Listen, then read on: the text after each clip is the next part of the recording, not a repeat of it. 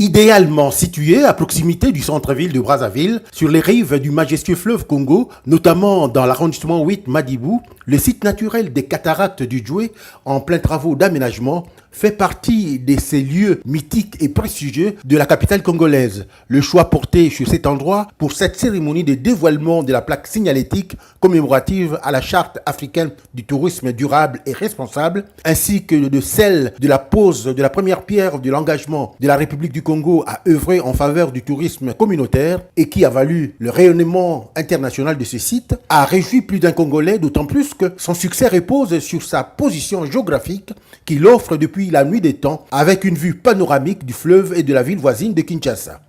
Nous allons poser cette plaque aux abords de ce confluent qui est le Djoué, qui est porté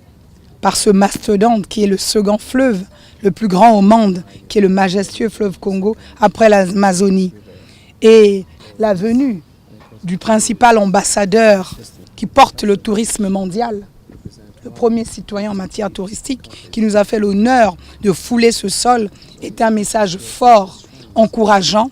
pour pas seulement le Congo, la sous-région, mais le monde entier, sur la destination sud-sud. Membre de l'OMT depuis 1979, le Congo, qui est un pays potentiellement touristique, vient là de s'impliquer ouvertement dans la promotion de l'industrie touristique. Une politique qui a été bien appréciée par le secrétaire général de l'Organisation mondiale du tourisme, qui a promis un accompagnement ainsi que l'appui technique de l'OMT avec un objectif, a-t-il souligné, d'attirer vers le Congo des milliers de touristes de par le monde. J'aimerais réitérer notre engagement à pouvoir travailler dans ce sens